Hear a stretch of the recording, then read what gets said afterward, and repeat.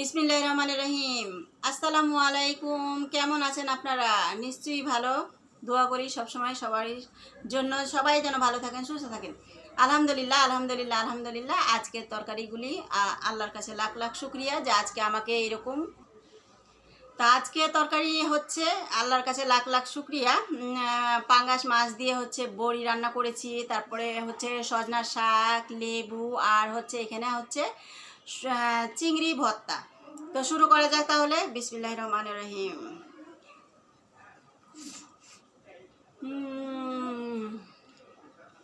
সেই ভর্তাটা হয়েছে। আমি এই ভর্তাটা বানিয়েছি হচ্ছে চিংড়ির মাথা আর লেজ আছে না ছোট ছোট, সেগুলি দিয়ে আপনার এটা আমি ভর্তাটা বানিয়েছি।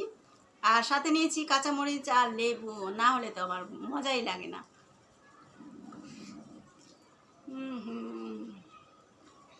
সেই সব চিংড়ির ভর্তা দারুণ, আমি অনেক মজা করে বানাতে পারি।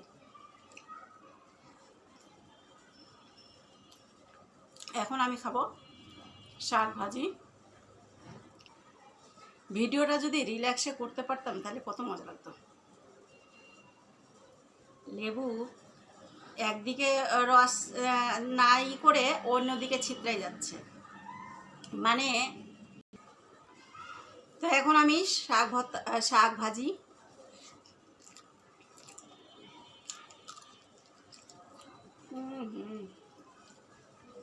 শাকের যে একটা গ্রান কাঁচামরিচের, সেইটা স্বাদকে বাড়িয়ে দেয়।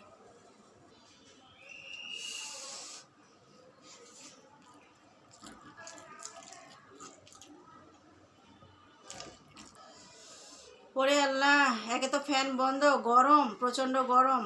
তো যাই হোক, শাক দিয়ে ভাত খেয়ে ফেলেছি, কারণ দেখানোর মতন।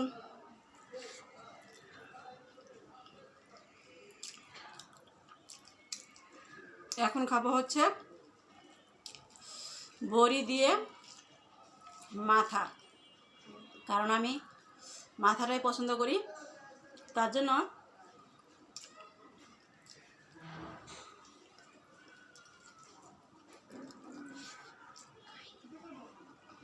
সবসময় মাথা নিয়েই বসি।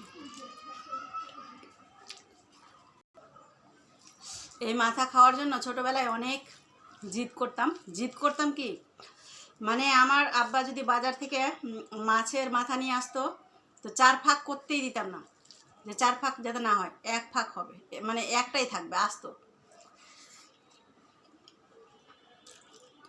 কারণ এই মাছের মাথা খেতে আমার খুবই ভালো লাগে, মাথা, লেজ। তো আজকের মতন এখানে বিদায় নিচ্ছি। সবাই ভালো থাকবেন আর আমার জন্য দোয়া করবেন। আল্লাহ হাফেজ।